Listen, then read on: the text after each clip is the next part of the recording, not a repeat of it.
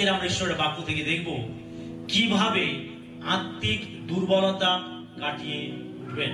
আমাদের জীবনে আমরা অনেক ক্ষেত্রে দুর্বল থাকতে পারি, অনেক ক্ষেত্রে আমরা দুর্বল থাকতে পারি। আমাদের জীবনে আমরা অনেক ক্ষেত্রে দুর্বল থাকতে পারি। যেমন প্রার্থনায় আমরা অনেকে দুর্বল, যথেষ্ট প্রার্থনা আমরা করতে পারি না, প্রার্থনায় আমরা পরিশ্রম করতে পারি না, প্রার্থনায় সময় দিতে পারি না, প্রার্থনা করার সময় ঘুম পেয়ে যায়, প্রার্থনায় অনীহা, আমরা আমরা প্রার্থনায় মনোযোগী নই, আমাদের প্রার্থনায় যেন ক্লান্তিকর লাগে।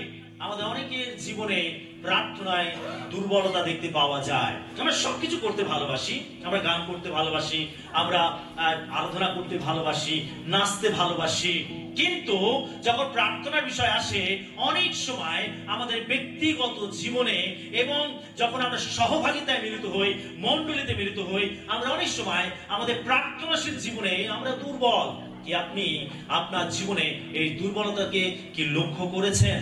আর হয়তো হতে পারে যে আমরা আমাদের প্রার্থনায় আমরা দুর্বল, বাক্যেতে দুর্বল। বাক্যেতে যখন বাক্য আমরা শোনার সুযোগ পাই আমরা বাক্য শুনি না, যখন বাক্য পড়ার সুযোগ পাই আমরা বাক্য পড়ি না, আমরা বাক্যেতে দুর্বল। কি পড়বো, ও ভাল লাগছে না।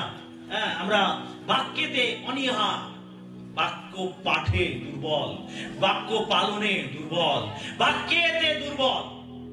আমরা আমাদের আত্মিক জীবনে অনেক ক্ষেত্রে আমরা দুর্বল। হতে পারে কোন পাপের কারণে বারবার আমরা পড়ে যাই, অর্থাৎ সেটা আমাদের জীবনে আরো একটা বড় দুর্বলতা। পাপের কাছে পড়ে যাওয়া, পাপেতে পড়ে যাওয়া, পাপেতে বারবার আক্রান্ত হওয়া, বারবার পাপ করে ফেলা। আমরা অনেক সময় আত্মিক ভাবে দুর্বল, পাপের উপরে জয়লাভ করতে পারি না, পাপকে পরাজিত করতে পারি না। যখন আমাদের মধ্যে পাপ প্রবণতা জাগে আমরা সেই পাপের উপরে জয়লাভ করতে পারি না। এটা একটা দুর্বলতা, অনেক বড় দুর্বলতা। আরাধনা এবং প্রশংসায় আমরা দুর্বল। যতটা আমাদের আরাধনা প্রশংসা করা উচিত আমরা সেইভাবে করি না। যখন প্রশংসা আরাধনার সময়টা আসে সেই সময় হয়তো আমরা অনেকে শিথিল, আমরা দুর্বল, আমরা এদিক ওদিক তাকাতে থাকি, আমরা চুপ করে দাঁড়িয়ে থাকি, চুপ করে বসে থাকি, আমাদের মুখে কোনো স্তব নেই, স্তুতি নেই, কোনো ভাষা নেই। আমরা আরাধনা প্রশংসায় অনেক বিশ্বাসী দুর্বল। আমরা পাশের জনকে দেখি কি করছে, সামনের জন দেখি কি করছে, পিছনের জন দেখি কি করছে, আমরা এদিক ওদিক দেখতে থাকি, কিন্তু প্রশংসা আরাধনা যে আমাকে করতে হবে আমরা অনেক সময় তা করতে পারি না। আমরা অনেক বিশ্বাসী রয়েছে, আমরা প্রশংসা এবং আরাধনায় দুর্বল। আমরা অনেকে আছি সেবা কাজে দুর্বল। প্রভুর যে সেবা করতে হবে, প্রভুর জন্য যে দৌড়াতে হবে, প্রভুর জন্য যে জগতে কিছু করতে হবে, প্রভুর জন্য আমাদেরকে আগে যেতে হবে, আমরা অনেক সময় সেবা কাজে দুর্বল। বিভিন্ন ক্ষেত্রে আমরা দুর্বল। হতে পারে আপনার জীবনে অনেক কিছু আত্মিক জীবনে দুর্বলতা রয়েছে। এখন সেই দুর্বলতাগুলো কিভাবে কাটিয়ে উঠবেন? কি আছে আমাদের জীবনে আত্মিক দুর্বলতা? আমরা আমাদের নিজেদের কাছে সৎ হব, সৎ, আমাদের নিজেদের কাছে সৎ হব। আরে বাবা আমি যদি বলি আরে লোক আমার দুর্বলতা না, প্রিয় বিশ্বাসী, আমরা আমাদের জীবনে আমরা অনেক ক্ষেত্রে দুর্বল। কি আছে আমাদের জীবনে দুর্বলতা? কতজনের জীবনে দুর্বলতা আছে?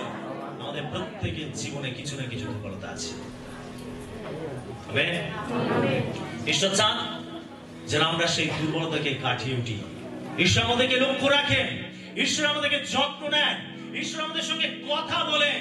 তিনি চান যেন আমরা আমাদের আত্মিক জীবনকে পরিপক্ক করি, আমরা আমাদের আত্মিক জীবনের দুর্বলতাগুলো থেকে আমরা বেরিয়ে আসি, আমরা মুক্ত হই, যেন আমরা এক পরিপক্ক তার সন্তান হতে পারি। সেই জন্য ঈশ্বর আমাদেরকে চেতনা দেন, ঈশ্বর আমাদেরকে অনুযোগ করেন, ঈশ্বর আমাদেরকে তিরস্কার করেন, ঈশ্বর আমাদেরকে চেতনা দেন যেন আমরা সেখান থেকে বেরিয়ে আসি, যেন আমরা দুর্বলতার উপরে জয়লাভ করতে পারি। আমেন। যদি আজকের আপনি আপনার জীবনে দুর্বল থাকেন, আত্মিক জীবনে, প্রভুর কাছে আপনি ফিরে আসুন, প্রভু আপনার দুর্বলতাগুলোকে দূর করবেন। আমাদের দুর্বলতা কাটিয়ে উঠতে হলে কি কি করতে হবে? আমরা আমাদের জীবনে যে দুর্বলতা রয়েছে, আত্মিক জীবনে আমাদের যে দুর্বলতা রয়েছে, সেই দুর্বলতাগুলো কাটিয়ে উঠতে আমাদেরকে কি কি করতে হবে? 1 নম্বর, আপনার দুর্বলতা চিহ্নিত করুন।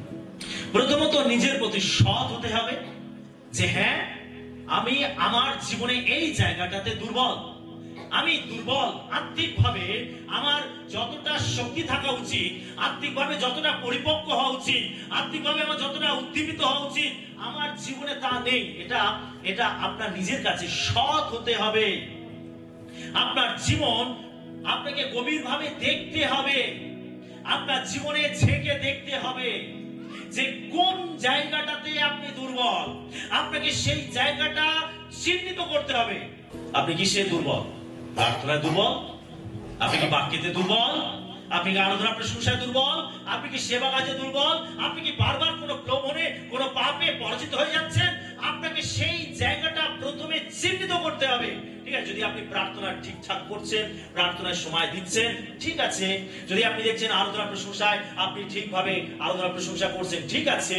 যদি আপনি দেখছেন যে কোনো পাপেতে পড়ে যাচ্ছে, আরে এই জায়গাটায় এই পাপটা বারবার আমাকে অ্যাটাক করছে, এই পাপেতে আমি বারবার পড়ে যাচ্ছি, সেই জায়গাটাতে চিহ্নিত করতে হবে। আপনাকে প্রথমে চিহ্নিত করতে হবে যে আপনি কোন জায়গাটাতে দুর্বল। আমেন। তো প্রথম আপনার করণীয় কাজ হচ্ছে আপনার দুর্বলতা কোন জায়গায় কি আছে, আগে প্রথমে সেটাকে চিহ্নিত করুন। 2 নম্বর, ঈশ্বরের বাক্য দ্বারা দুর্বলতা দূর করুন। মানুষের হৃদয় মানুষের চরিত্রের কেন্দ্র। শুনুন ভালো করে, মানুষের হৃদয় হলো মানুষের চরিত্রের কেন্দ্র। মানুষ যে ভালো বা খারাপ কাজ করে তা তার হৃদয় থেকেই আসে। মানুষ যদি কোনো ভালো কাজ করছে সেটা তার হৃদয় থেকেই আসে। মানুষ যদি কোনো খারাপ কাজ করছে সেটা তার হৃদয় থেকেই আসে। মানুষের হৃদয় হলো তার চরিত্রের কেন্দ্র। তার মানে মানুষের হৃদয়ের মধ্যে দুর্বলতা লুকিয়ে থাকে। মানুষের হৃদয়ের মধ্যে কি থাকে? দুর্বলতা লুকিয়ে থাকে। সেই দুর্বলতা হলো আপনার পাপ। সেই দুর্বলতা হলো আপনার পাপ। ঈশ্বর থেকে এই পাপ আপনাকে দূরবর্তী করে। আমরা মথলিখিত সুসমাচার 15 অধ্যায় 19 থেকে 20 পদ দেখব। মথলিখিত সুসমাচার 15 অধ্যায় 19 ও 20 পদ। কেননা অন্তঃকরণ হইতে কুচিন্তা, নরহত্যা, ব্যভিচার, বেশ্যাগমন, চৌর্য, মিথ্যা সাক্ষ্য, নিন্দা আইসে, এই সকলই মনুষ্যকে অশুচি করে। কিন্তু অধৌত হস্তে ভোজন করিলে মনুষ্য তাহাতে অশুচি হয় না। আমরা দেখি খাওয়া দাওয়াতে মানুষ অশুচি হয় না। কেউ কি বলে, আরে দেখো ও খ্রিস্টান হয়ে গেছে, গরুর মাংস খায়। আরে মুসলিম হয়ে গেছে, দেখো গরুর মাংস খায়। কি বলে এরকম? অনেকে বলে। জেনে রাখুন, খাদ্য ভোজনে কেউ অশুচি হয় না। আমেন। আপনার যেটা রুচি আপনি সেটা খেতে পারেন। শুনছেন সকলে? আপনার যেটা রুচি আপনি সেটা খেতে পারেন। খাওয়া দাওয়াতে কেউ অশুচি হয় না। যেটা মানুষের ভেতরে যায় সেটা মানুষকে অশুচি করে না। যিশু বলছেন যেটা মানুষের ভেতর থেকে বাইরে বেরিয়ে আসে সেটাই মানুষকে অশুচি করে। মানুষের ভেতর থেকে কি কি বেরিয়ে আসে দেখুন, এখানে একটা লিস্ট দিচ্ছেন প্রভু। কি কি? অন্তঃকরণ হইতে কুচিন্তা, নরহত্যা, ব্যভিচার, বেশ্যাগমন, চৌর্য, মিথ্যা সাক্ষ্য, নিন্দা আইসে, এই সকলই মনুষ্যকে অশুচি করে। মানুষের কোথা থেকে আসে? ভেতর থেকে, হৃদয় থেকে। মানুষের হৃদয় থেকে এইগুলো বেরিয়ে আসে, আর ওটাই মানুষকে অশুচি করে। অর্থাৎ আমাদের পাপ আমাদের জীবন থেকে প্রকাশিত হয়, সেটাই আমাদেরকে অশুচি করে। দাউদ এমন একটি উপায় দেখেছিলেন যা আমাদের পাপ বা আমাদের দুর্বলতাগুলি কাটিয়ে উঠতে সাহায্য করতে পারে। আমরা গীত সংগীতা 119 9 থেকে 11 পদ দেখব। গীত সংহিতা 119 9 থেকে 11 পদ। যুবক কেমন করিয়া নিজ পথ বিশুদ্ধ করিবে? তোমার বাক্যানুসারে সাবধান হইয়া করিবে। আমি সর্বান্তকরণে তোমার অন্বেষণ করিয়াছি। আমাকে তোমার আজ্ঞা পথ ছাড়িয়া ঘুরিয়া বেড়াইতে দিও না। তোমার বচন আমি হৃদয়ের মধ্যে সঞ্চয় করিয়াছি, যেন তোমার বিরুদ্ধে পাপ না করি। দাউদ তিনি একটা উপায় বের করেছেন। তিনি তিনি দেখাচ্ছেন আমাদেরকে কিভাবে আমরা আমরা এই দুর্বলতাকে কাটিয়ে উঠতে পারি, কিভাবে আমরা তার বাক্যকে ব্যবহার করে আমরা আমাদের দুর্বলতা থেকে আমরা বাইরে বেরোতে পারি। আমাদের ভেতরে, আমাদের হৃদয়ে, আমাদের জীবনে যে পাপগুলো লুকিয়ে থাকে, আমাদের জীবনে এই পাপের কারণে আমরা আত্মিকভাবে যে দুর্বল হয়ে থাকি, সেই দুর্বলতা কিভাবে আমরা কাটিয়ে উঠতে পারি। দাউদ তিনি কি বলছেন? তিনি বলছেন ঈশ্বরের বাক্য ব্যবহার করে। আমেন। ঈশ্বরের বাক্য ব্যবহার করে তিনি বলছেন যে যুবক কেমন করে তার পথকে বিশুদ্ধ করবে? তোমার বাক্যেতে সাবধান হয়ে পড়বে। তিনি কি বলছেন 11 পদে, তোমার বচন আমি হৃদয়ের মধ্যে সঞ্চয় করিয়াছি, যেন তোমার বিরুদ্ধে পাপ না করি। কোথায় সঞ্চয় করেছে দাউদ? হৃদয়। মানুষের হৃদয় থেকে কি বেরিয়ে আসে? কুচিন্তা, নরহত্যা, ব্যভিচার, মিথ্যা, চৌর্য, এগুলো মানুষের ভেতর থেকে বেরিয়ে আসে, মানুষের হৃদয় থেকে বেরিয়ে আসে।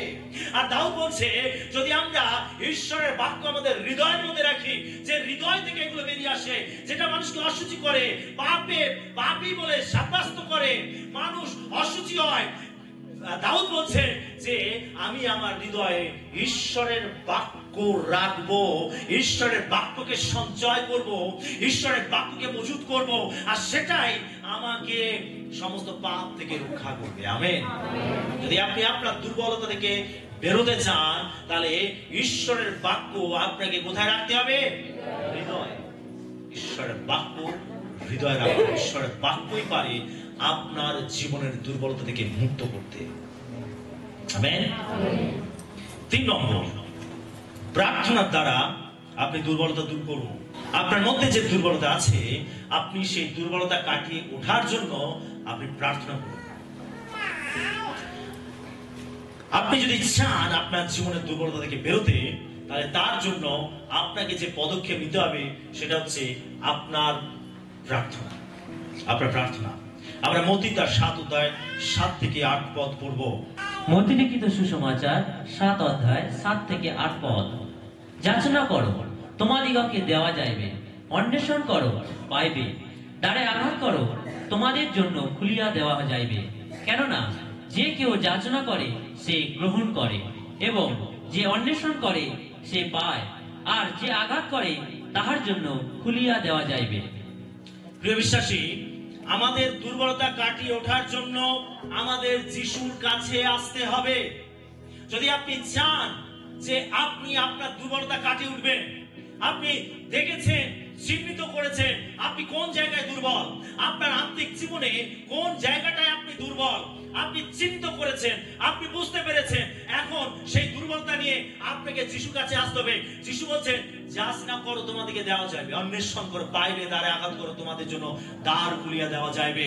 যিশু তিনি চান যেন আপনি আপনার প্রত্যেকটা প্রয়োজন নিয়ে তার কাছে আসেন। তিনি চান যেন আপনি তার কাছে আপনার প্রার্থনাগুলো তুলে ধরেন। আপনি যখন প্রার্থনা করেন, তখনই আপনি আপনার দুর্বলতা থেকে মুক্ত হতে পারেন। হালেলুয়া। আচ্ছা, যদি আপনি আপনার জীবনে দেখছেন আপনি কোন জায়গায় দুর্বল, তাহলে সেটার জন্য আপনাকে প্রার্থনা করতে হবে। প্রার্থনা করতে হবে। আপনার দুর্বলতা নিয়ে আপনি অন্যকে বললেন যে ও ভাই, ও বোন, আমার জন্য একটা প্রার্থনা করো। ঠিক আছে, আমরা পরস্পরের জন্য প্রার্থনা করব, কিন্তু আপনারও একটা রোল আছে। আপনি আপনার দায়িত্বকে কখনো এড়িয়ে যেতে পারেন না। আপনার দুর্বলতা কাটিয়ে উঠতে গেলে আপনাকে নিজেকেও প্রার্থনা করতে হবে। অন্যেরা যদি 10 মিনিট প্রার্থনা করছে, আপনাকে আপনার দুর্বলতা কাটিয়ে ওঠার জন্য 30 মিনিট প্রার্থনা করতে হবে। হালেলুয়া। আমরা অনেক বিশ্বাসী আছি, আমরা বোঝাটা অন্যের ঘাড়ে চাপিয়ে দিয়ে আমরা রিল্যাক্সে থাকি।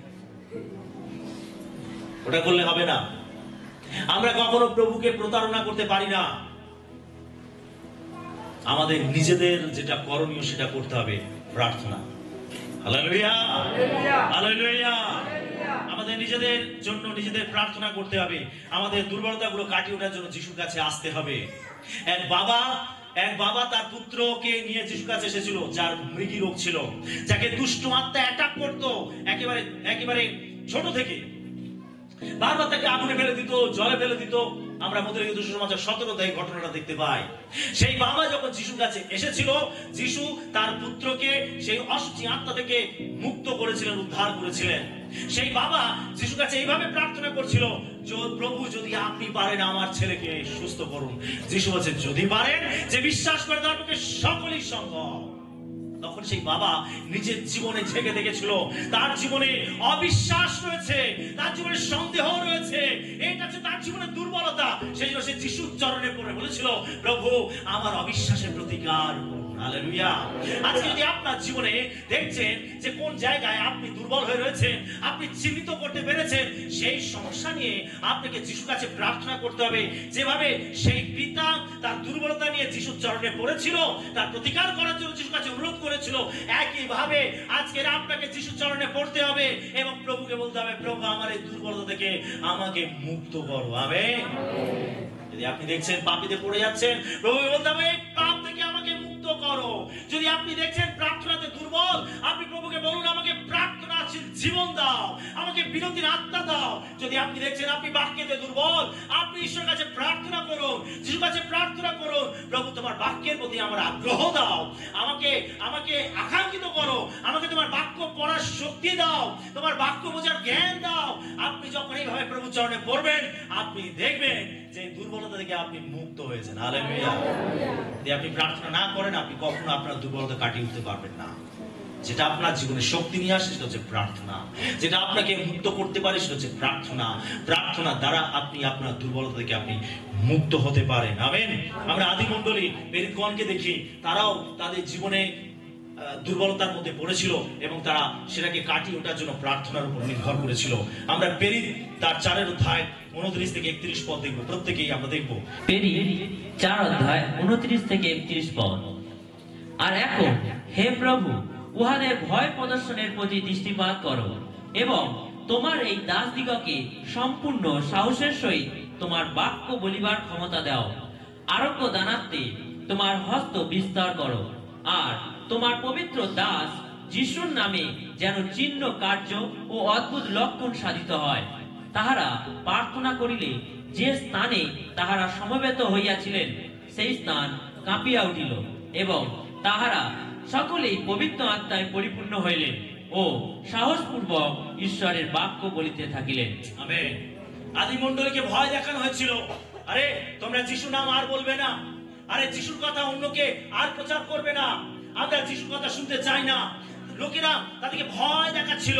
যারা সেই সময় যাজক ছিল, ফরিসি ছিল, যারা অধ্যাপক ছিল, আর তারা প্রেরিতদেরকে ভয় দেখাচ্ছিল যে না না, তোমরা যিশুর নাম আর ঘোষণা করবে না। তাদেরকে ভয় দেখানো হচ্ছিল, বিভিন্ন ভাবে তাদেরকে তাড়না করা হচ্ছিল। তাদের সভা বসিয়ে সেই সবার মাঝখানে দাঁড়িয়ে তাদের বিচার করা হচ্ছিল। প্রেরিতরা কি করেছিল? তারা মণ্ডলীতে মিলিত হয়ে তারা প্রার্থনা করছিল এই সমস্যাকে, এই দুর্বলতাকে কাটিয়ে ওঠার জন্য তারা প্রার্থনা করছিল। তারা কি বলছে? আর এখন হে প্রভু, উহাদের ভয় প্রদর্শনের প্রতি দৃষ্টিপাত করো। তার মানে তাদের মধ্যে ভয় কাজ করছিল। আদিমণ্ডলীকে ভয় দেখানো হচ্ছিল, প্রেরিতদেরকে ভয় দেখানো হচ্ছিল, শাসন হচ্ছিল। তারা ভয় পেয়েছিল এবং তারা সেই দুর্বলতা নিয়ে তারা প্রার্থনা করছিল মিলিতভাবে। আর যখন তারা প্রার্থনা করছিল, বাইবেল বলছে প্রভু তাদেরকে শক্তি দিলেন। সেই দুর্বলতা থেকে তিনি তাদেরকে বের করলেন, তাদের ভয় থেকে তাদেরকে নিস্তার করলেন। এবং লেখা রয়েছে যে তারা প্রত্যেকে পবিত্র আত্মায় পরিপূর্ণ হলেন এবং লেখা রয়েছে তারা সাহসপূর্বক ঈশ্বরের বাক্য বলিতে থাকিলেন। হালেলুয়া। কিন্তু মানুষকে ঈশ্বর কখনো ব্যবহার করতে পারেন না। যে ভয় পায় তাকে ঈশ্বর ব্যবহার করতে পারে না। আমাদের দরকার সুসমাচার প্রচার করার জন্য, ঈশ্বরের সেবা কাজ করার জন্য সাহসের।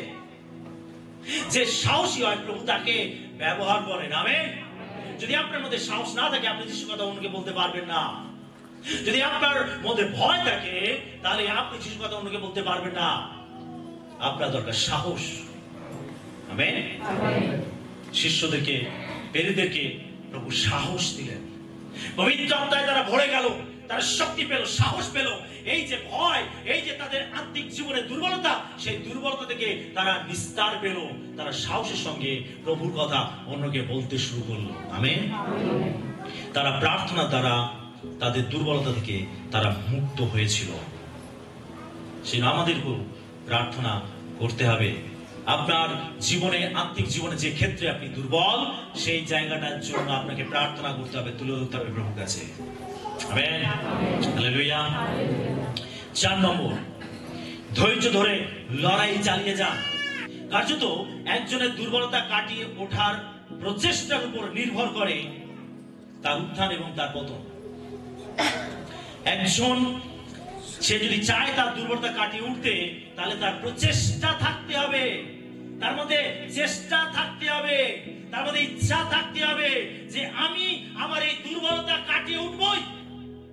যদি একজন কেউ দেখে আরে আমি প্রার্থনাতে দুর্বল, আমাকে এই দুর্বলতা কাটিয়ে উঠতেই হবে এনি হাও, যদি তার মধ্যে এই প্রচেষ্টা থাকে সেই দুর্বলতাকে কাটিয়ে ওঠার, তবেই সে কিন্তু সেখান থেকে বেরোতে পারবে, নচেত পারবে না। ও যেমন চলছে চলুক, যেমন চলছে সেরকম চলুক, আপনি কখনো আপনার দুর্বলতা কাটিয়ে উঠতে পারবেন না। যদি আপনি দেখছেন একটা পাপেতে পড়ে যাচ্ছেন, তাহলে আপনার আগ্রহ থাকতে হবে, আপনার প্রচেষ্টা থাকতে হবে যে আমি কিভাবে ওই পাপ থেকে বেরোতে পারি, তার জন্য আমাকে কি কি পদক্ষেপ নিতে হবে, আমাকে কি কি করণীয় কাজ করতে হবে। যদি আপনি সেই চেষ্টাগুলো না করেন, আপনি কখনো সেখান থেকে বেরোতে পারবেন না। আপনাকে সেখান থেকে বেরোবার জন্য লড়াই চালিয়ে যেতে হবে। আমেন। আপনার প্রচেষ্টার উপরে নির্ভর করে আপনার উত্থান আর আপনার পতন। আপনি চেষ্টা করেন তাহলে আপনি সেখান থেকে বেরোবেন, আর আপনি যদি চেষ্টা না করেন আপনি সেখান থেকে বেরোতে পারবেন না। যদি ধরুন আপনি বাইবেল পড়ছেন, আপনার চোখ লেগে যাচ্ছে, ঘুম পেয়ে যাচ্ছে, যেই সারাক্ষণ ঠিক আছে, গল্প করছেন, অন্যান্য কাজকর্ম করছেন, আড্ডা দিচ্ছেন, বিভিন্ন ভাবে আপনার তখন এনার্জি ফুল, কিন্তু যেই আপনি বাইবেলের দিকে চোখটা রেখেছেন, চোখ বুঝে আসছে, আর খুলতে পারছেন না। একটা আত্মিক লড়াই চলছে। আপনি সারাক্ষণ ঠিক আছেন, যেই প্রার্থনায় বসেছেন, ওই যে চোখ বন্ধ করে আপনি যে প্রার্থনায় বসেছেন, আর চোখ খুলছেন, আপনি অন্য জগতে পৌঁছে গেছেন। এটা হচ্ছে দুর্বলতা। এখন আপনি শুধু যে যদি প্রভুকে বলেন প্রভু আমার এই দুর্বলতা দূর করো, হবে না, আপনাকে নিজেকেও চেষ্টা করতে হবে। যদি আপনি দেখছেন যে আপনি বাইবেল পড়ার সময় আপনার ঘুম পাচ্ছে, প্রার্থনা করার সময় ঘুম পাচ্ছে, আপনি দাঁড়িয়ে বাইবেল পড়ুন, দাঁড়িয়ে প্রার্থনা করুন, চোখ খুলে প্রার্থনা করুন, হাঁটতে হাঁটতে প্রার্থনা করুন, আপনি চলতে চলতে ঈশ্বরের বাক্য পড়ুন, আপনি দেখবেন যে আপনার এই প্রচেষ্টা আপনাকে টেনে তুলেছে, আপনার এই দুর্বলতা থেকে আপনি মুক্ত হয়েছে।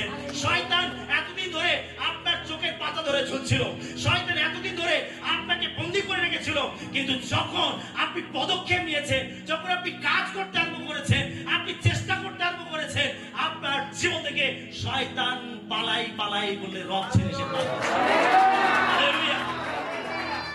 আপনার চেষ্টার দ্বারাই আপনি আপনার উত্থান বা আপনার পতনকে নির্ধারিত করতে পারেন।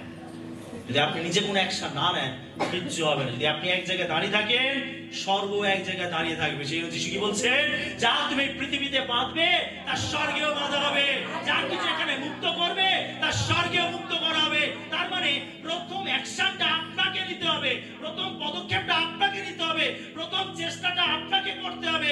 আপনার চেষ্টার সঙ্গে সঙ্গে স্বর্গ কাজ করবে। হালেলুয়া। যেন অলস ব্যক্তিদের স্থান স্বর্গেতে নেই। যারা অলস, ঈশ্বর তাদেরকে পছন্দ করেন না। তাদেরকে চেতনা নিতে বলা হয়েছে, শিক্ষা নিতে বলা হয়েছে। কাদের কাছ থেকে? পিপীলিকার কাছ থেকে, পিঁপড়ের কাছ থেকে শিক্ষা নিতে বলা হয়েছে। যাও পিপীলিকার কাছে যাও আর শিক্ষা গ্রহণ করো। যারা কথা বলতে পারে না, খুব সামান্য একটি প্রাণী, আপনি টিপে তাকে মেরে ফেলতে পারেন, তার কাছ থেকে শিক্ষা নিতে বলছে। আপনি আমি প্রত্যেকে মানুষ, শ্রেষ্ঠ জীব, ঈশ্বরের প্রতিমূর্তিতে তৈরি, আর সেই মানুষকে চেতনা নিতে বলা হচ্ছে একটা পিঁপড়ের কাছ থেকে। আমেন। আমাদের চেষ্টা যদি না থাকে, আমরা কখনো বেরোতে পারবো না। আপনার চেষ্টা দরকার। সেজন্য বাইবেল আমাদেরকে বলে, হিতোপদেশ 24:16 পদ। সবাই আছেন তো আমার সঙ্গে? হালেলুয়া। আমি বিশ্বাস করি এই বছর আপনি প্রভুর জন্য আরো বেশি ফ্রুটফুল হবেন, আরো বেশি আপনি ফল ধারণ করবেন। হিতোপদেশ 24:16 পদ। কেননা ধার্মিক 7 বার পড়িলেও আবার উঠে, কিন্তু দুষ্টেরা বিপদ পাতে নিপাতিত হইবে। হতে পারে আপনি চেষ্টা করছেন বেরোবার জন্য, প্রচেষ্টা চালাচ্ছেন, করতে করতে হয়তো আপনি পড়ে যাচ্ছেন, হয়তো আপনি আঘাতপ্রাপ্ত হচ্ছেন, কিন্তু আপনি ধৈর্য ধরুন, আপনি সাহস করুন, আপনি প্রচেষ্টা চালিয়ে যান, কেন প্রভু আপনাকে ঠিক টেনে তুলবেন। এখানে কাছে ধার্মিক 7 বার পড়লেও সে উঠে দাঁড়াবে। আমেন। আপনি দুর্বল হয়ে যেতে পারেন, আপনি পড়ে যেতে পারেন, ঈশ্বর জানেন, ঈশ্বর দেখেন আপনার প্রচেষ্টা যে আপনি কিভাবে সেখান থেকে বেরোতে চাইছেন। যখন আপনি চেষ্টা চালিয়ে যান, আপনি সেখান থেকে বেরোবার জন্য প্রাণপণ করতে থাকেন, প্রভু আপনাকে ঠিক টেনে তুলবেন। কারণ লেখা রয়েছে ধার্মিক 7 বার পড়লেও সে উঠে দাঁড়াবে। আপনি পড়ে যাচ্ছেন, বারবার চেষ্টা করছেন, পড়ে যাচ্ছেন, এটা বড় বিষয় নয়, কিন্তু যখনই আপনি উঠে দাঁড়াবেন সেটা হচ্ছে বড় বিষয়। আমেন। একটা বাচ্চা মেয়ে আর একটা ঘোড়ার পিঠে বারবার ওঠার চেষ্টা করছিল, বারবার ওঠার চেষ্টা, যতবার পা তুলে সে পড়ে যায়, যতবার চেষ্টা করে পড়ে যায়। প্রায় 27 বার সে চেষ্টা করেছে, 28 বারের মাথায় সে ঘোড়ার পিঠে গিয়ে বসেছে। আমেন। আর তার আনন্দে একেবারে মন বুক তার ভরে গেছে, মুখ ভরে গেছে। বিশ্বাসী, সে 27 বার পড়েছে, কিন্তু সে চেষ্টা চালিয়ে গেছে। 28 বারের মাথায় সে ঘোড়ার পিঠে বসেছে এবং সে একগাল হাসি হেসেছে। হালেলুয়া। আমি জয় করেছি। আপনার চেষ্টা আপনাকে তুলে ধরবে। সেই বাইবেল যে ধার্মিক 7 বার পড়লেও সে উঠে দাঁড়াবে। আপনাকে চেষ্টা চালিয়ে যেতে হবে। যতক্ষণ না আপনি আপনার দুর্বলতা কাটিয়ে উঠছেন, আপনাকে প্রাণপণ করতে হবে, আপনাকে চেষ্টা চালিয়ে যেতে হবে। আমরা বাইবেলে আমরা কয়েকজনকে দেখতে পাই যারা পড়ে গেছিল, কিন্তু তারা আবার সেখান থেকে বেরিয়েছে, তারা উঠে দাঁড়িয়েছে। আমরা দাউদকে দেখতে পাই। দাউদ বৎসেবার সঙ্গে ব্যভিচারে আক্রান্ত হয়েছিল, সে পাপে পড়ে গেছিল, ব্যভিচারের মতো পাপে সে পড়ে গেছিল। দাউদ যে ঈশ্বরের মনের মতো লোক ছিল, সেই দাউদ ব্যভিচার পাপেতে লিপ্ত হয়েছিল, বৎসেবার সঙ্গে সে পাপ করেছিল। যদি আপনি 2 শমূয়েল তার 11 অধ্যায় 1 থেকে 5 পদ পড়েন, আপনি সেখানে ঘটনাটি পাবেন। কিন্তু তিনি যখন চেতনা পেয়েছিলেন, তখন তিনি তার পাপের জন্য অনুতাপ করেছিলেন। আমরা দেখতে পাই 2 শমূয়েল 12 অধ্যায় 13 পদ পড়ি আমরা। 2 শমূয়েল 12 অধ্যায় 13 পদ। তখন দাউদ নাথনকে কহিলেন, আমি সদাপ্রভুর বিরুদ্ধে পাপ করিয়াছি। নাথন দাউদকে কহিলেন, সদাপ্রভুও আপনার পাপ দূর করিলেন, আপনি মরিবেন না। নাথনকে ঈশ্বর পাঠিয়েছিলেন যখন দাউদ তিনি বৎসেবার সঙ্গে পাপ করেছেন, তার স্বামীকে উরিয়কে যুদ্ধক্ষেত্রে পাঠিয়ে তাকে হত্যা করেছেন। নির্দোষের রক্ত তার হাতে লেগে রয়েছে। একজন ঈশ্বরের মনের মতো লোক, অভিষিক্ত লোক, সে ব্যভিচারে সে লিপ্ত হয়েছে, সে পাপ করেছে। ঈশ্বর নাথন ভাওবাদীকে পাঠিয়েছে, যাও তুমি দাউদকে গিয়ে চেতনা দাও। যখন নাথন ভাওবাদী এসে দাউদকে চেতনা দিলেন, তখন দাউদের মধ্যে চেতনা আসলো এবং সে তার পাপকে স্বীকার করলো, অনুতপ্ত হলো, ক্ষমা প্রার্থনা করলো। আমরা গীতসংহিতা 51 দেখতে পাই, যেখানে তিনি তার পাপের জন্য ক্ষমা চেয়েছিলেন, ঈশ্বরের কাছে অনুতাপ করেছিলেন।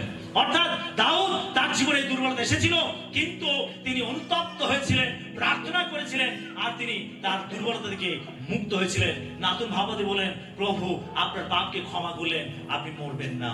কেননা দাউদ অনুতাপ করেছিল, সে তার পাপকে স্বীকার করেছিল এবং প্রার্থনা করেছিল, আর ঈশ্বর তার পাপকে ক্ষমা করেছিলেন। দাউদকে তিনি আবার সেখান থেকে বের করেছিলেন। হালেলুয়া। আমরা আরেকজনকে দেখি, শিমশন দলিলার সঙ্গে প্রেমে আসক্ত হয়েছিল এবং তার শক্তির গোপন রহস্য সে দলিলার কাছে বলে দিয়েছিল, আর সেটাই তার জীবনে পতন ডেকে এনেছিল। শত্রুরা যখন জানতে পেরেছিল যে তার শক্তির রহস্য যে তার মাথার চুল, তখন ঘুমন্ত অবস্থায় শত্রুরা সে তাকে বেঁধে ফেললো এবং তার মাথার চুল কেটে নিল। আর শিমশন সে তার সমস্ত শক্তিকে হারিয়ে ফেললো। আমরা যদি বিচারকর্তীগণ তার 16 অধ্যায় 4 পদ পড়ি এবং 17 পদ পড়ি। বিচারকর্তীগণ 16 অধ্যায় 4 ও 17 পদ। তৎপরে তিনি সোরেক উপত্যকার একটি স্ত্রীলোককে ভালোবাসিলেন, তাহার নাম দলিলা। এবং 17 পদ। তাই তিনি মনের সমস্ত কথা ভাঙিয়া বলিলেন, তাহাকে কহিলেন, আমার মস্তকে কখনো খুর উঠে নাই, কেননা মাতার গর্ভ হইতে আমি ঈশ্বরের উদ্দেশ্যে নাসরীয়। খৌরি হইলে আমার বল আমাকে ছাড়িয়া যাইবে এবং আমি দুর্বল হইয়া অন্য সকল লোকের সমান হইব। সে দলিলাকে ভালোবেসেছিল এবং তার শক্তির গোপন রহস্য তাকে বলে দিয়েছিল। আর এটাই তার জীবনে পতন ডেকে এনেছিল। তাকে শত্রুরা এসে বেঁধে ফেলেছিল, তার মাথার চুল কেটে দিয়েছিল, সে সমস্ত শক্তি হারিয়ে ফেলেছিল। আমরা দেখতে পাই এই পাপের জন্য, এই দুর্বলতার জন্য তিনি অনুতপ্ত হয়েছিলেন এবং ঈশ্বরের কাছে প্রার্থনা করেছিলেন। আমরা 16-28 পত্র পড়ি। বিচারপতিগণ 16 অধ্যায় 28 পদ। তখন শিমশোন সদাপ্রভুকে ডাকিয়া কহিলেন, হে প্রভু, সদাপ্রভু, অনুগ্রহ করিয়া আমাকে স্মরণ করুন। হে ঈশ্বর, অনুগ্রহ করিয়া কেবল এই একটিবার আমাকে বলবান করুন, যেন আমি পলেষ্টীয়দিগকে আমার 2 চক্ষুর নিমিত্ত একেবারেই প্রতিশোধ দিতে পারি। শিমশোনকে বেঁধে ফেলা হলো, তার চক্ষুকে উপড়ে নেওয়া হলো এবং তাকে দিয়ে কৌতুক করানো হচ্ছিল। সমস্ত পলেষ্টীয়রা তারা ঠাট্টা করছিল, বিদ্রুপ করছিল শিমশোনকে নিয়ে।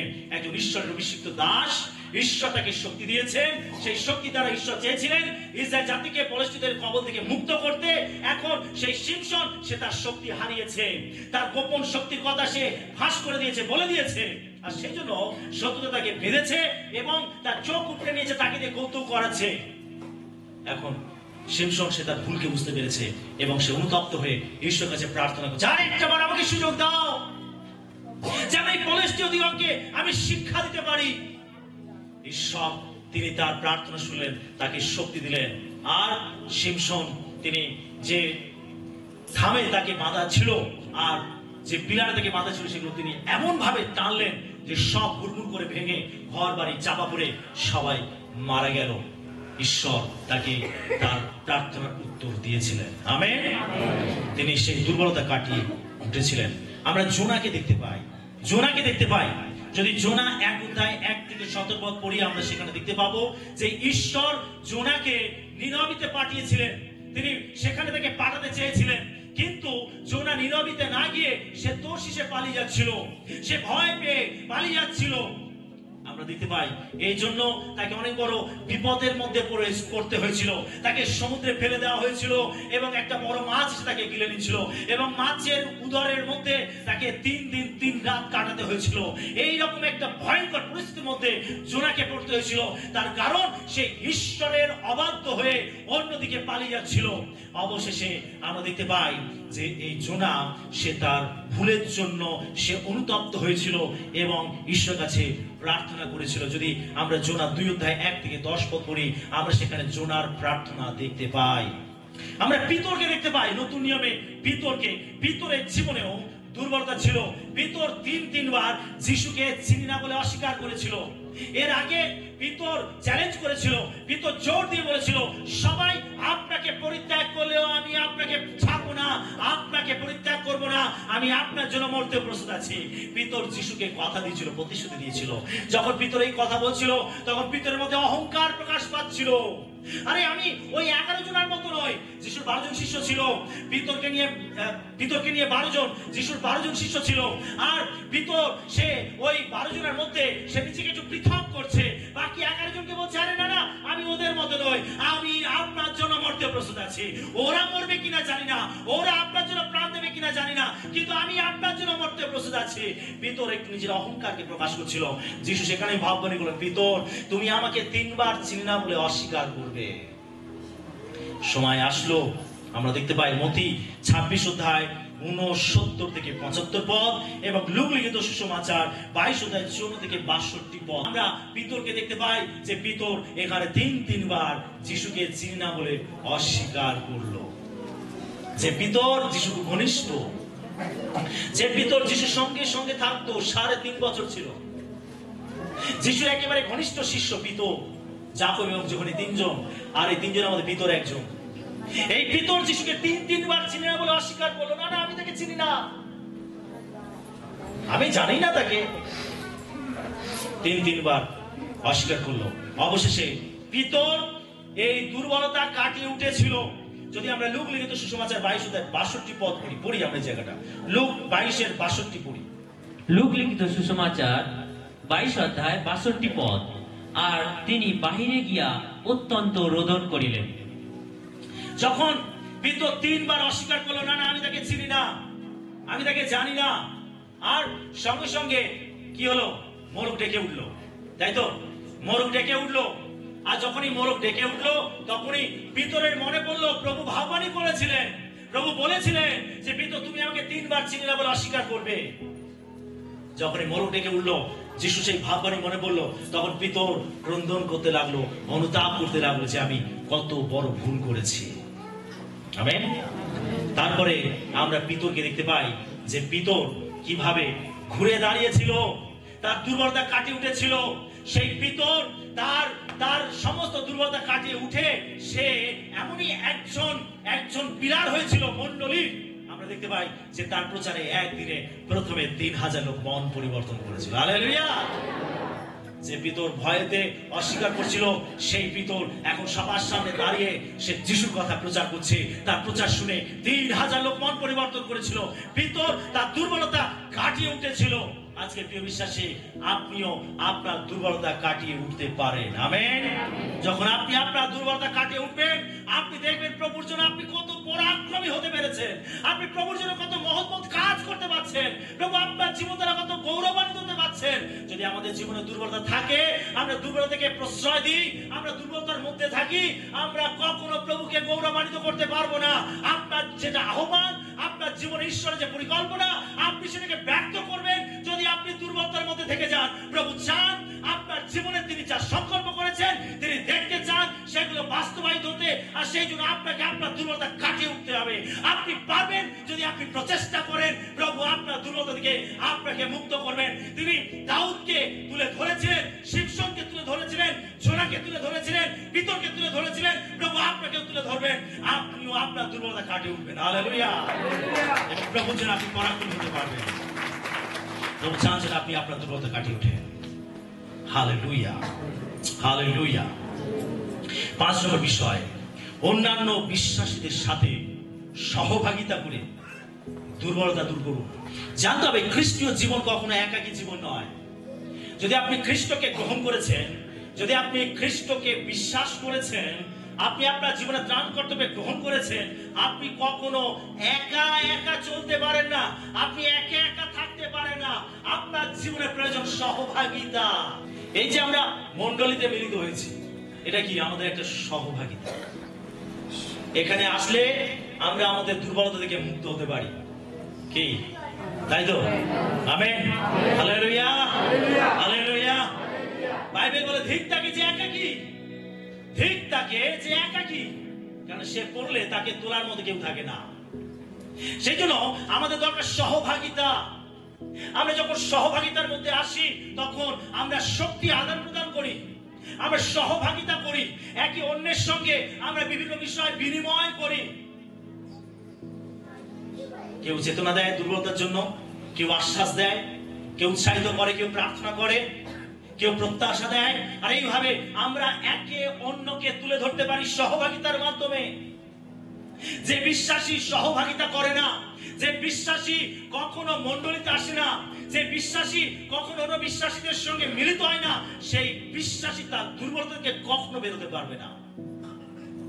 সেটা বাইবেল আমাদেরকে বলে যেন আমরা সহভাগিতার মধ্যে আসি। যিশু তিনি প্রার্থনা করেছিলেন শিষ্যদের জন্য, তারা যেন এই সহভাগিতা ধরে রাখতে পারে। আমরা যোহন লিখিত সুসমাচার 17 অধ্যায় 11 পদ দেখব। যোহন লিখিত সুসমাচার 17 অধ্যায় 11 পদ। আমি আর জগতে নাই, কিন্তু ইহারা জগতে রহিয়াছে, এবং আমি তোমার নিকটে আসিতেছি। পবিত্র পিত, তোমার নামে তাহাদিগকে রক্ষা করো, যে নাম তুমি আমাকে দিয়াছ, যেন তাহারা এক হয়, যেন আমরা এক। যেমন আমরা এক। 21 এবং 22 পদ দেখি। 21 ও 22 পদ। যেন তাহারা সকলে এক হয়, পিত, যেমন তুমি আমাতে ও আমি তোমাতে, তেমনি তাহারাও যেন আমাদিগতে থাকে, যেন জগৎ বিশ্বাস করে যে তুমি আমাকে প্রেরণ করিয়াছ। আর তুমি আমাকে যে মহিমা দিয়াছ, তাহা আমি তাহাদিগকে দিয়াছি, যেন তাহারা এক হয়, যেমন আমরা এক। যিশু শিষ্যদের জন্য প্রার্থনা করেছেন তারা যেন এক হয়। আমরা এক কিভাবে হতে পারি? যখন আমরা সহভাগিতার মধ্যে আসি। আমরা এক কিভাবে হতে পারি? যখন আমরা মণ্ডলীর মধ্যে আসি, তখন আমরা এক হতে পারি। আমরা একই কণ্ঠে গান করি, আমরা একই সুরে গান করি, আমরা একই সঙ্গে আরাধনা করি, আমরা একই সঙ্গে প্রার্থনা করি, আমরা একই সঙ্গে ঈশ্বরের বাক্য নিয়ে ধ্যান করি, আলোচনা করি, আমরা এক হতে পারি। যখন আমরা মণ্ডলীর মধ্যে আসি, সহযোগিতার মধ্যে আসি, তখন আমরা এক হতে পারি। আমাদের মধ্যে দুর্বলতা থাকতে পারে, কিন্তু যখন আমরা মণ্ডলীর মধ্যে আসি, তখন আমরা অন্যের শক্তিতে আমরা শক্তিমান হয়ে উঠি। হালেলুয়া। যদি একটা কয়লার আঁচ আমরা দেখি, কয়লার আঁচ সব থেকে ভালো এক্সাম্পল। একটা কয়লার আঁচ যদি আমরা দেখি, কয়লার আঁচের মধ্যে দেখবেন কয়লাগুলো যখন জ্বলে তখন লাল টকটক করতে থাকে। সেখানে একটা বড় কয়লার টুকরো থাকে তা নয়, কিন্তু অসংখ্য কয়লার টুকরো থাকে, তাই তো? আর যখন চিমটা থেকে ওই একটা টুকরো তুলে আঁচ থেকে নিচে রাখা হয়, বাইরে রাখা হয়, তখন সে কি হয়? ধিমিয়ে নিভে যায়। কিন্তু যখন সেটা আঁচের মধ্যে থাকে, তখন সে কিন্তু লাল টকটকে হয়ে যায়। বিশেষ যখন আমরা মণ্ডলীর মধ্যে আসি, তখন আমরা আমাদের আত্মিক জীবনকে আমরা উত্তপ্ত করতে পারি। হালেলুয়া। অন্যের প্রার্থনায় আমি নিজেকে উত্তপ্ত করতে পারি, অন্যের আরাধনায় আমি নিজেকে উত্তপ্ত করতে পারি, আমার আত্মিক শিথিলতা, আমার আত্মিক দুর্বলতাকে আমি ছেড়ে ফেলতে পারি। যখন আমরা মণ্ডলীর মধ্যে আসি, সেটা সহভাগিতা আমাদের প্রয়োজন আছে। আপনি সহভাগিতার মধ্যে এসে আপনি খ্রিস্টীয় সহভাগিতার মাধ্যমে আপনি আপনার আত্মিক দুর্বলতাগুলো কাটিয়ে উঠতে পারেন। হালেলুয়া। আপনি যদি দেখেন আপনার জীবনে আত্মিক দুর্বলতা রয়েছে, তাহলে আপনাকে সেটা থেকে বেরোতে গেলে আপনাকে সহভাগিতার মধ্যে আসতে হবে, মণ্ডলীর মধ্যে আসতে হবে। আমেন। হালেলুয়া। হালেলুয়া। জোরে বলি হালেলুয়া। হালেলুয়া। হালেলুয়া। হতে পারে আমার শক্তি কমে গেছে, পাশে চোখ লাল টকটক করে চলছে, যখন তার সংস্পর্শে আসবো দেখা যাবে তার আগুনে আমি উত্তপ্ত হয়ে উঠেছি। আমেন। আমরা আমাদের আত্মিক দুর্বলতা কাটিয়ে উঠতে পারি সহভাগিতার মাধ্যমে। যেন একজন খ্রিস্ট বিশ্বাসীর সঙ্গে সহভাগিতা করবে, আলোচনা করবে, গান করবে, আরাধনা করবে, ঈশ্বরের বাক্য পড়বে, প্রার্থনা করবে একে অন্যের জন্য। এটা তখনই সম্ভব যখন আমরা মণ্ডলীর মধ্যে আসি। সেই জন্য আমাদের মণ্ডলীর মধ্যে আসার প্রয়োজন আছে, সহভাগিতার মধ্যে আসার প্রয়োজন আছে। হালেলুয়া। হালেলুয়া। হ্যাঁ, আমরা অনলাইনের মাধ্যমে প্রার্থনা করতে পারি, আমরা অনলাইনের মাধ্যমে আত্মিক সহযোগিতা করতে পারি, এটা ঠিক আছে, কিন্তু আমাদের শারীরিক ভাবেও এক জায়গায় মিলিত হওয়া প্রয়োজন আছে। আমেন। হালেলুয়া। আমরা সোশ্যাল মিডিয়াকে ব্যবহার করছি, ঠিক আছে, এটার মধ্যে কোনো ভুল নেই। আমরা বুধবার করে লাইভ প্রার্থনা করছি, ঠিক আছে। অনেকে অনলাইনের মাধ্যমে বিভিন্ন ভাবে তারা সহযোগিতা করেন, ফেলোশিপ করেন, ঠিক আছে, এটার মধ্যে কোনো ভুল নেই, খুবই ভালো। কিন্তু এটার উপরেই যেন আমরা সবকিছু ছেড়ে না দেই, আমাদের দৈহিকভাবে মিলিত হওয়া প্রয়োজন আছে। আমেন। এক জায়গায় একত্রিত হওয়া প্রয়োজন আছে। অনেকদিন পর যখন মণ্ডলীতে মিলিত হন, একজন আরেকজন বিশ্বাসীকে দেখে কি মনটা ভরে যায় না? হালেলুয়া। হালেলুয়া। এটা হচ্ছে সহভাগিতার আনন্দ, সহভাগিতার আনন্দ। ঈশ্বর আমাদেরকে সেই প্রেম দিয়েছেন। যিশু বলে তাই না এক হয়, আমাদের এক হতে হবে, এক। সেটা গান লেখা গান দিতেছে, আমরা সব যিশুর দলে একসাথে চলি আর একই কথা। আমাদের এক হতে হবে, এক। এটা হচ্ছে আমাদের আত্মিক সহভাগিতা। আমরা সহভাগিতার মাধ্যমে আমরা আমাদের দুর্বলতা কাটিয়ে উঠতে পারি। হালেলুয়া। হালেলুয়া। তাই আমাদের মণ্ডলীতে আসতে হবে। আমরা ইব্রিয় 3:12-13 পদ দেখব। ইব্রিয় 3:12 ও 13 পদ।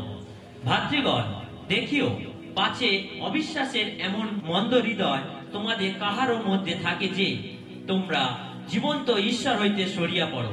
বরং তোমরা দিন দিন পরস্পর চেতনা দাও, যাবৎ অদ্য নামে আখ্যাত সময় থাকে, যেন তোমাদের মধ্যে কেহ পাপের প্রতারণায় কঠিনভূত না হয়। লেখা রয়েছে, যদি কেউ ঈশ্বর থেকে সরে যাচ্ছে, ঈশ্বর থেকে দূরে চলে যাচ্ছে, কারোর মধ্যে সন্দেহ, অবিশ্বাস প্রবেশ করছে, তাকে বন্দী বানাচ্ছে, এটা এই দুর্বলতা থেকে বের করতে গেলে লেখা রয়েছে 13 পদে, বরং তোমরা দিন দিন পরস্পর চেতনা দাও। পরস্পর চেতনা দাও। তার মানে এখানে কিসের কথা বলছে? সহভাগিতার কথা বলছে। পরস্পর চেতনা দিতে গেলে আমাদের একত্রিত হতে হবে, এক জায়গায় মিলিত হতে হবে, আমাদের সহভাগিতা করতে হবে, তবেই আমরা একে অন্যকে চেতনা দিতে পারি। আরে তোমাকে দেখলাম তুমি প্রার্থনা ছেড়ে, উপাসনা ছেড়ে, মণ্ডলী ছেড়ে, আরে তুমি কোথায় যেন ঘুরে বেড়াচ্ছিলে, আরে তুমি তুমি কেন মণ্ডলীতে আসলে না? আমরা একে অন্যকে এভাবে চেতনা দিতে পারি, উৎসাহিত করতে পারি, যখন আমরা মিলিত হই এক জায়গায়। আমেন। সেটা আমাদের পরস্পরকে চেতনা দেওয়ার কথা বলেছে, অর্থাৎ সহভাগিতার মাধ্যমে আমরা সেই চেতনা দিতে পারি একে অন্যকে। আমেন। এই চেতনা আমাদেরকে দুর্বলতা থেকে মুক্ত করবে, আমরা সেখান থেকে বেরিয়ে আসবো। সেটা আমাদের দরকার, সমস্ত দুর্বলতাকে কাটিয়ে ওঠা। আজকের আমাদের জীবনে যা কিছু দুর্বলতা আছে, আসুন প্রত্যেকটা দুর্বলতাকে আমরা কি করবো? প্রথমে কি করবো? আমরা চিহ্নিত করব। কি করব? আমাদের দুর্বলতাগুলোকে চিহ্নিত করব। কোন জায়গায় আমি দুর্বল, আমাকে সেটাকে চিহ্নিত করতে হবে। আমি কি প্রার্থনায় দুর্বল? বাক্য পাঠে দুর্বল? আমি কি মণ্ডলীতে যোগদান করতে দুর্বল? আমি কি বাধ্যতায় চলতে দুর্বল? আমার জীবনে কি পাপটা রয়েছে, পাপীকে আমি বারবার পড়ে যাচ্ছি? আমাকে প্রথমে আগে চিহ্নিত করতে হবে যে আমি কোন জায়গাতে দুর্বল। 2 নম্বর কি করতে হবে? ঈশ্বরের বাক্য দ্বারা দুর্বলতাকে দূর করতে হবে। 3 নম্বর প্রার্থনা দ্বারা আমাদের দুর্বলতাকে দূর করতে হবে। 4 নম্বর ধৈর্য ধরে লড়াই করতে হবে। আমরা দেখতে পাই দাউদ করেছিলেন, শিমশন করেছিলেন, জোনা করেছিলেন, পিতর করেছিলেন, ঈশ্বরের অন্যান্য ভক্তরা করেছিলেন, আর তার দ্বারা তারা দুর্বলতা কাটিয়ে উঠেছিলেন। আমাদের জীবনে দুর্বলতা থাকতে পারে, আমরা পড়ে যেতে পারি, কিন্তু এখানেই সবকিছু শেষ নয়। আমাদের প্রচেষ্টা দ্বারাই আমরা সেখান থেকে বেরোতে পারি। আমেন। এবং 5 নম্বর আমাদেরকে কি করতে হবে? অন্যান্য বিশ্বাসীদের সাথে আমাদের সহভাগিতা করতে হবে। সহভাগিতার মাধ্যমে আমরা আমাদের দুর্বলতা কাটিয়ে উঠতে পারি। কি আমরা আমাদের দুর্বলতা কাটিয়ে উঠতে চাই? Hallelujah, hallelujah.